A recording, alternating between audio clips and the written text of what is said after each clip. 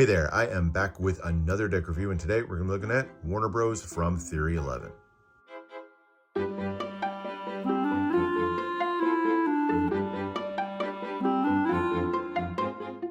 Warner Bros., founded in 1923 by brothers Harry, Albert, Sam, and Jack Warner, emerged quickly as a Hollywood powerhouse. Initially a film studio, it probably became best known for their animated shorts. By the 1940s, Warner Bros. Became synonymous with iconic characters like Bugs Bunny, Daffy Duck, and Porky Pig. Over the years, it evolved into a multimedia giant, producing legendary films, groundbreaking TV shows, and shaping popular culture with an enduring impact on the world of entertainment. And here in 2023, as they celebrate a 100-year legacy of storytelling, they've partnered with Theory11 to produce a new custom deck of cards. With an incredible cast of characters to draw on from over the years, I'm pretty excited to see what this one brings to the table. So let's get right into it. All right, so with Theory11, you'll always want to give a good look to the tuck boxes. They do a phenomenal job with tuck boxes. And for this one, they went with a much more reserved look than their usual tucks.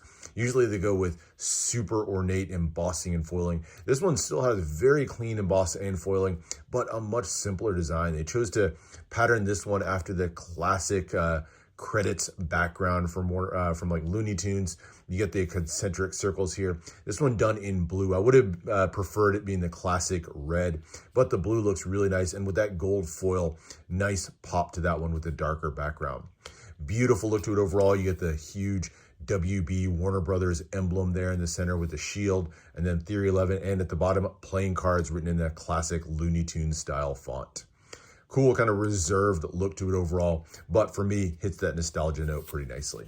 And then on the side, you get Warner Bros. And Theory11, and then a surprising couple of logos here. You get the Superman and Batman logos. So this one's a celebration of all of the Warner Bros. Properties. Superman and Batman, especially the animated series, fall under that umbrella, and so they get their nod here, and you'll see them show up again in the deck as well. And on the other side here, you get, of course, the silhouette of Bugs Bunny, the icon there, and then the lightning bolt for Harry Potter, yet another one of those Warner Bros. Properties. Bottom has your ad copy for Theory11 with the Warner Bros. Emblem there. Top has some more, I'll call them ad copy logos. You can see the Warner Bros. Logo peeking out there, for example. And then on the back, you get a foiled and embossed version of the back design of the cards. More gold foil, and then this one introduces that electric blue foil that I think looks fantastic against the darker blue. And then finishes out with the circular seal here, emblazoned once again with the WB logo. Inner flap just has Warner Bros. Written very simply in gold, and then nothing on the smaller inner flaps or printed on the interior of the tuck box.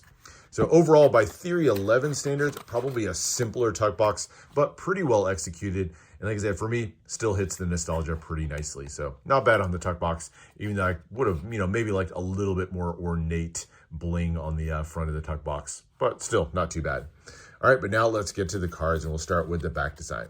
And here it is, definitely kind of a collage style with a mixture of all sorts of different characters and symbols from the Theory11 line. You get the darker blue background, and then the two-tone, you get the red, orange, yellow sort of gradient effect for most of the color, and then the pops of this metallic blue ink. And it's that metallic blue that to me really stands out nicely. Just gives a nice little extra bit of color and shimmer to this one that I think really helps it stand out. And then as you pick through the myriad of characters and symbols here, you'll see all sorts of things from iconic and recognizable characters like Bugs Bunny, of course, front and center, the iconic Bugs Bunny, but then lots from movies that maybe you didn't even know were part of the Warner Brothers stable of characters. Mention, of course, Superman and Batman. You can see them there in the center. You get the winged monkey from The Wizard of Oz. There's a Wonder Woman, Marvin the Martian's helmet there, Tom and Jerry, even things like the Wonka bar here from Charlie and the Chocolate Factory, and the key here. This one's from the Goonies, another classic from my childhood. So very cool, kind of fun to pick out all the different characters and symbols on here. And like I said, some unusual or maybe unexpected choices along the way. But it all finishes out with that nice thin white poker border, completing not necessarily a classic, more, like I said, a collage style back design, but a fun one nonetheless.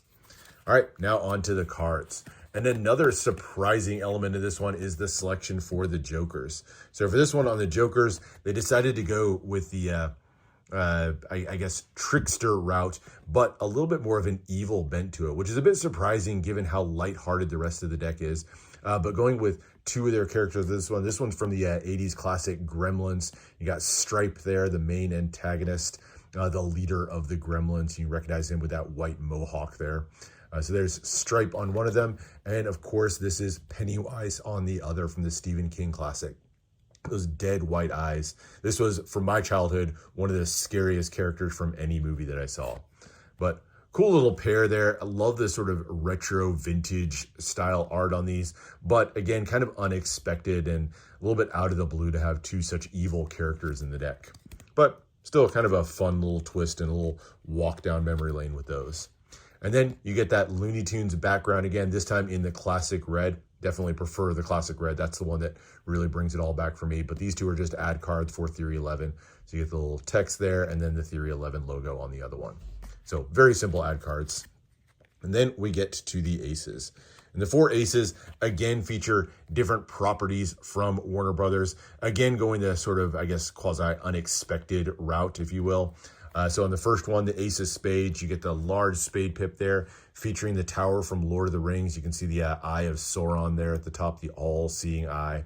Kind of beautiful, dark look to it overall. Of course, Lord of the Rings, one of the Warner Brothers shows.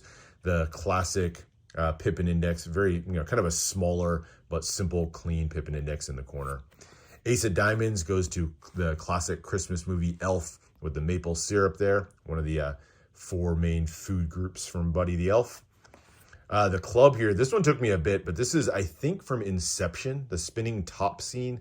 Kind of a notable scene from the movie, but a bit of an odd choice, I think, in the deck as well.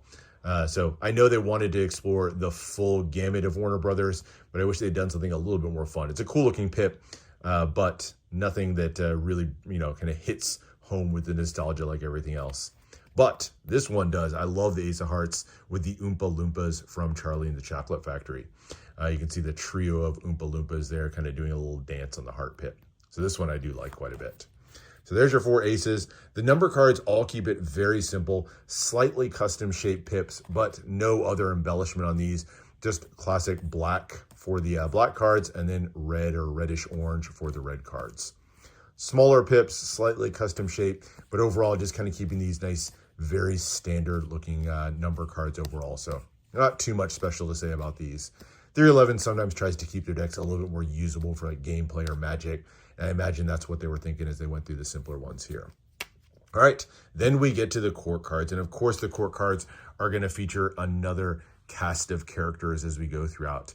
And again, some kind of interesting choices for the characters here. So starting with the Jack of Spades, we go to Goonies, one of my favorites growing up. And you get Sloth there. Of course, you recognize him with that kind of gap-toothed grin and the Superman shirt. So that's kind of a fun one. The Queen of Spades, Harley Quinn there. Mentioned the Batman and Superman animated series were part of Warner Bros. And so Harley Quinn, one of the nemesis of Batman there. Speaking of Batman, he makes his appearance as the King of Spades. The Dark Knight, love the Batarang in his hands there. Definitely kind of went heavy on the superheroes on this one. Here's one of my favorite cards, or probably my favorite card in the whole deck, the Jack of Diamonds going after Tom and Jerry. You can see the cat and mouse duo there with Jerry kind of running off to the side there.